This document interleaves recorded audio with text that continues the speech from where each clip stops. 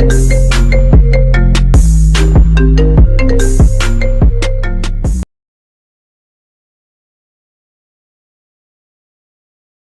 के क्लास में हम ये जो यूजर पार्ट है, इस यूजर पार्ट में जो पिंक कलर के फाइल आते हैं, यहां पे जो पिंक कलर के फाइल आते हैं जिसे हम सिक्योरिटी पार्टीशन बोलते हैं, तो उसमें से कौन से सिक्योरिटी पार्टीशन का बैकअप लेना जरूरी है और कौन सा सिक्योरिटी पार्टीशन का बैकअप लेना जरूरी नहीं है, इसके बारे में आज के क्लास में हम सीखने वाले। ठीक है, तो सबसे पहले मैं आपको उसके बारे में थोड़ा सा इंफॉर्मेशन देता हूं कि ये सिक्योरिटी पार्टीशंस होते क्या है। ठीक है, तो सिक्योरिटी पार्टीशन क्या होते हैं? तो security partition IMA related partition होते हैं, बेसबैंड रिलेटेड पार्टीशन होते हैं, मैक आईडी, ब्लूटूथ आईडी के रिलेटेड पार्टीशन होते हैं, नेटवर्क रिलेटेड पार्टीशन होते हैं, जिसका लेना हमें जरूरी होता है। अगर ये नहीं लेंगे तो आपका आईएमए नंबर आपका रिपेयर नहीं हो पाएगा या आईएमए नंबर आने में दिक्कत होगी। तो ये पार्टीशन आपको लेनी जरूरी होती है जब भी आप डंप लेते हो। तो उस पार्टीशन को कहा जाता है जीपीटी पार्टीशन। जीपीटी का मतलब होता है गाइड पार्टीशन टेबल। तो कौन से पार्टीशन की जरूरत है और कौन से पार्टीशन की जरूरत नहीं है, चलो इसके बारे में हम देखते हैं। तो मैं एक स्लाइड को ओपन कर देता हूं। यहाँ पे आप देख सकते हो, अगर आपके पास इजी ZTAC प्लस होगा तो वहां पे लिख के आएगा वेंडर पार्टीशन, और अगर आपके पास UEFI होगा तो वहां पे लिख के आएगा यूजर पार्ट। तो अगर आपके पास वो जो यूजर पार्ट होगा देख, तो उसे कहते हैं guide partition table. Guide partition table जो होता है वो यूजर पार्ट के अंदर के छोटे छोटे छोटे पार्टीशंस होते हैं। मतलब जो यूजर पार्ट हमने कल देखा था 7.5 GB का, उसके अंदर आपको ये पार्टीशन मिलेंगे। तो ये पार्टीशन आपको 128 तक, मतलब अगर आप देखोगे तो कम से कम आपको 100 ज्यादा से ज्यादा 128 पार्टीशन आपको एक EMMC में या एक AMCF में दिखाई देंगे। तो ये आपको जीपीटी जो होता है वो एंड्रॉइड डिवाइस में यूज किया जाता है। तो कौन से पार्टीशन होते हैं अगर आप देखोगे दोस्तों, अगर आपका UEFI है तो आपको इस तरह से पिंक कलर में पार्टीशन दिखाई देंगे। पिंक कलर में अगर आपका पास UEFI है तो पिंक कलर में यूजर पार्टीशन दिखाई देंगे। जो सिक्योरिटी पार्टीशन है उसे पिंक कलर में आएगा। लेकिन अगर आपके पास इजी ZTAC है तो आपको इस तरह से पार्टीशन दिखाई देंगे। तो ये दोनों का इंटरफेस मैंने बता दिया, लेकिन आपको देखना है कि कौन से पार्टीशन की लेने की जरूरत है। तो दोस्तों सबसे पहले देखिए, अगर आपके पास कॉलकॉम का फोन होता है, अगर आपके पास कॉलकॉम का फोन है तो कॉलकॉम के मोबाइल में आपको ये 6 पार्टीशन की जरूरत होती है। FSG, मॉडमिस्ट 1, मॉडमिस्ट 2, मॉडम, प्रीसेट और कॉन्फ्रिग। अगर आपके पास कॉलकॉम का कोई भी सेट है, वीवो हो, ओप्पो हो, एमआई हो, कोई भी हो, तो आपको ये 6 पार्टीशन की जरूरत होती है। तो ये 6 पार्टीशन क्या क्या है? तो दोस्तों सबसे पहले मैं आपको बता देता हूं,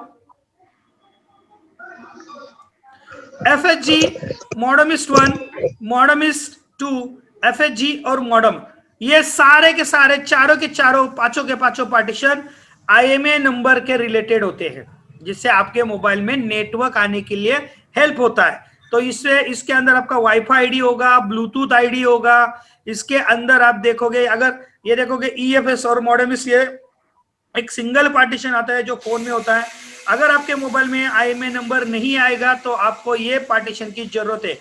तो ध्यान देना, जब भी आप EMMC का डंप बनाओगे, फिर वो एक्सक्लूसिव डाटा हो या नॉर्मल डंप हो, आपको पिंक कलर के पार्टीशन लेने ही लेने हैं। ये चीज ध्यान रखिए, क्योंकि पिंक कलर के पार्टीशन अगर आप नहीं लोगे तो दोस्तों आपका IMA नंबर या नेटवर्क आने की संभावना बहुत कम होगी। तो ये चीज आपको ध्यान देना है। ठीक है, उसके बाद दोस्तों, इसके बाद और दो पार्टीशन में आपको दिखा रहा हूं, दिखा देता हूं, 2 मिनट दीजिए। प्रीसेट पार्टीशन, देखिए प्रीसेट पार्टीशन कब यूज किया जाता है? प्रीसेट पार्टीशन जो होता है जब आप किसी आईसी को उतार के दूसरे आईसी को यूज कर रहे हो, तो उस वक्त उस आईसी को सेट करने के लिए प्रीसेट पार्टीशन की जरूरत होती है। और कॉन्फ्लिक्ट पार्टीशन जो होता है वो ऐप परमिशन टू डायरेक्शन के लिए इंटरनल स्टोरेज और एक्सटर्नल स्टोरेज का वॉल्यूम डिवाइड करने के लिए होते हैं। तो ये दोनों भी पार्टीशन कॉलकॉम में बहुत जरूरी होते हैं। तो ये मैं आपको बता रहा था दोस्तों, ये 6 पार्टीशन आपको जरूरी है अगर आपका कॉलकॉम का सीपीयू है। तो अगर आपके पास कॉलकॉम का सीपीयू है तो आपको ये 6 पार्टीशन की जरूरत है। एफएचजी, मॉडमिस्ट 1, मॉडमिस्ट 2, मॉडम और प्रीसेट और कॉन्फ्लिक्ट, ये पार्टीशन लेने ही लेने हैं। फिर आप वो एक्सक्लूसिव डाटा लो या नॉर्मल लो, कोई फर्क नहीं पड़ता है, ठीक है। उसके बाद आपके पास अगर ओप्पो का कॉलकॉम मोबाइल है, ओप्पो है और वो कॉलकॉम सेट है, तो आपको ये 6 पार्टीशन की जरूरत पड़ेगी। ये 6 पार्टीशन आपको चाहिए ही चाहिए अगर आपके पास ओप्पो है और वो कॉलकॉम सेट है। और आपके पास सैमसंग का मोबाइल है तो उसमें ये पार्टीशन की जरूरत है। तो ये दोस्तों, ये जरा थोड़ा सा समझने की बात है। देखिए मैं आपको बता देता हूं कि क्या समझना है आपको। तो दोस्तों यहां पे आप देखिए EFS, और यहां से मतलब 1 2 3 4 5 6 7, ये 7 पार्टीशन अगर एक्सोनॉस सीपीयू होगा तो, सैमसंग का एक्सोनॉस सीपीयू होगा तो आपको ये 1 से लेके 7 तक पार्टीशन की जरूरत होती है। लेकिन दोस्तों अगर आपका सैमसंग का सीपीयू एक्सोनॉस नहीं है, कॉलिकॉम है, तो आपको बस ये वाला जो पार्टीशन है EFS के जगह पे आपको FHG लेना है और बाकी के 6 पार्टीशन सेम हो गए। समझ गए? तो जो EFS जो है इसके जगह पे आपको FHG पार्टीशन लेना है, बाकी सारे के सारे पार्टीशन सेम हो गए। और अगर वो MTK होगा तो ये 1 से लेके 8 वाले पार्टीशन नहीं लोगे, सीधा सीधा आप यहां से लेके यहां तक 9 10 11 12 13 तक पार्टीशन आप लोगे।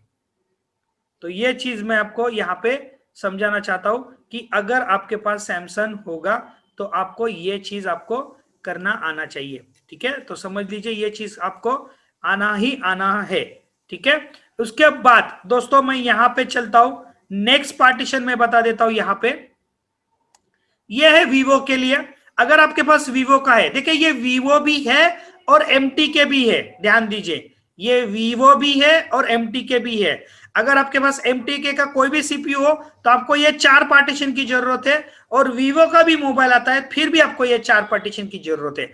FHG, मॉडमिस्ट 1, मॉडमिस्ट 2, मॉडमिस्ट, ओके। लेकिन अगर कोई MTK का सेट है तो उसमें और एक फाइल आता है जिसे NVRAM कहते हैं, NVRAM। तो ये NVRAM का भी पार्टीशन की बहुत जरूरत है। NVRAM जो होता है वो IMEI रिलेटेड पार्टीशन होता है, IMEI रिलेटेड ही पार्टीशन NVRAM होता है। तो NVRAM इसका 5वां पार्टीशन अगर आप देखोगे तो वो NVRAM होगा, ठीक है। उसके बाद अगर आपके पास SPD होगा तो आपको ये 5 पार्टीशन की जरूरत होगी। अगर आपका मोबाइल सोनी होगा तो आपको ये 4 पार्टीशन की जरूरत होगी, ठीक है दोस्तों। और अगर आपके ये अदर पार्टीशन के बारे में मैंने थोड़ा सा डिस्कशन दिया हुआ है, ठीक है। तो ये सारे पार्टीशन आपको चाहिए ही चाहिए। अगर ये आपके पार्टीशंस आप नहीं लोगे तो ध्यान दीजिए दोस्तों, आपके मोबाइल में IMEI नंबर आने की संभावना बहुत कम होगी, ठीक है। फिर आप बोलोगे सर मैंने बैड हेल्थ तो निकाल लिया, मैंने फ्लैश तो बराबर कर दिया, फिर भी बेस बैंड नहीं आ रहा है, सर मैंने कोशिश तो किया है लेकिन फिर भी वो प्रॉब्लम ही दे रहा है, IMEI नंबर नहीं चढ़ रहा है। तो ये अगर आपके पास नहीं होगे तो ये दिक्कत आपको आएगी।